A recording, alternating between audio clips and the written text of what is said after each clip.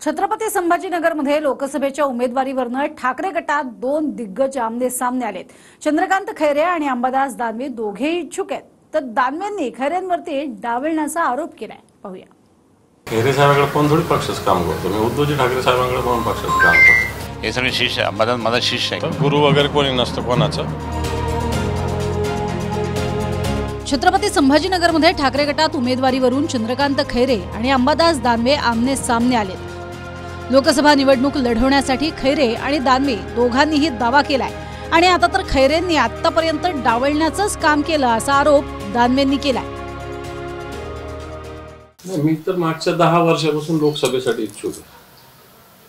हे तर मी काही माझी इच्छा लपवून नाही ठेवलेली, ही पक्षप्रमुखांना सुद्धा माहिती आहे।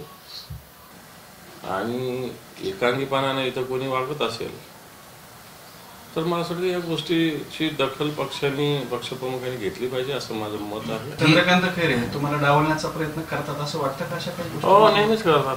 त्याला काय आजच काय, नेहमीच करतात। मी काय खैरे साहेबांकडे कोण थोडी पक्षाचं काम करतो, मी उद्धवजी ठाकरे साहेबांकडे कोण पक्षाचं काम करतो। मग अंबादास दानवे म्हणतात की चंद्रकांत खैरे यांनी मला नेहमीच डावलण्याचं काम केलेलं आहे, ते मला आले पण नसते, मग ते इथपर्यंत आले पण नसते। मग असं कसं काय म्हणतात की ते तुम्ही त्यांना डावलं? ते कोणाचं तोंड थोडी बंद करू शकतो, आम्ही नाही बंद। आणि मग आम्ही कशाला बोलायचं माहीत नाही आता तो कशामुळे नाराज आहे, अंबादास माहीत नाही। ठीक आहे, एनिवे नाराज असेल तर नाराजी दूर करून टाकू। तुम्ही 4 वेळा खासदार राहिलात, 5व्यांदा तुम्ही पुन्हा एकदा म्हणजे 6व्यांदा तुम्ही लोकसभेच्या रिंगणात उभे राहत आहेत। असं असताना सुद्धा अंबादास दानवे ह्या लोकसभेची मागणी करतात। ते म्हणाले की मी गेली 10 वर्ष झालं मागणी करतोय। नाही, पण ते 10 वर्ष झाले मागणी करतात तर पक्षासाठी विचार करतील त्याचा। पण आता विरोधी पक्ष नेता किती मोठं पद आहे, इक्विव्हॅलंट टू CM, अजून काय पाहिजे।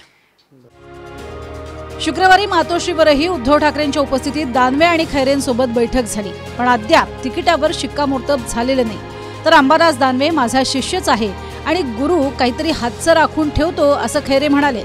मात्र दानवेंनी खैरेंना गुरु मानण्यास नकार दिलाय। मी सगळा टुरिस्ट आहे, मला काय घेणं।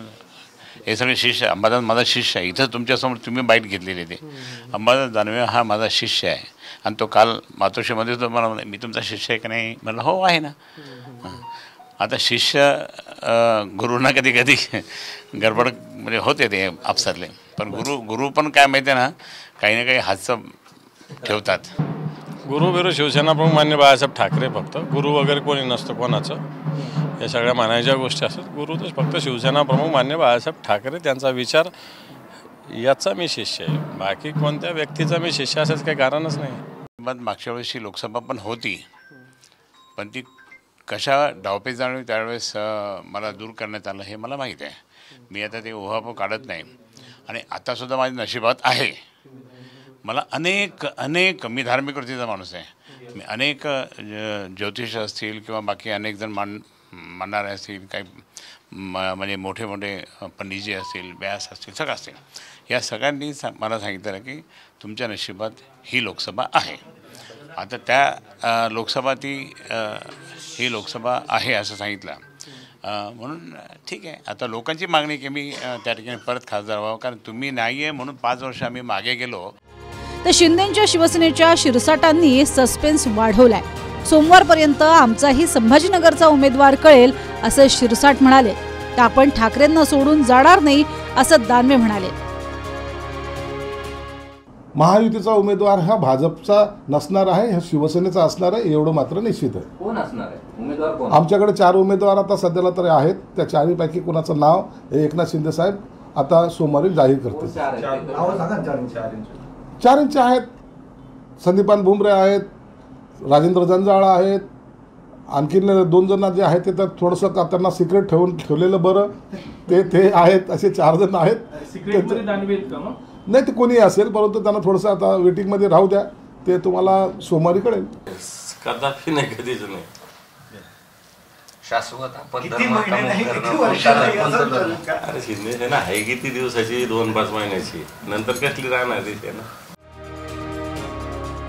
शिंदेंच्या बंडानंतरही खैरे शिंदे गटात गेले नाहीत। एकनिष्ठ शिवसैनिक म्हणून खैरेंची ओळख आहे। त्यामुळे तुर्तास तरी खैरे आणि दानवेंच्या स्पर्धेत कोण बाजी मारणार हे 2 दिवसात स्पष्ट होईल।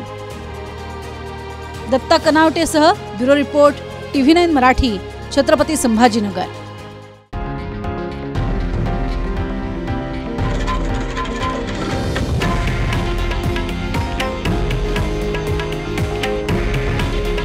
हे आहे देशातील नंबर 1 न्यूज नेटवर्क आणि आपण पाहत आहात TV9 मराठी. काळजी तुमची, हित महाराष्ट्राचं.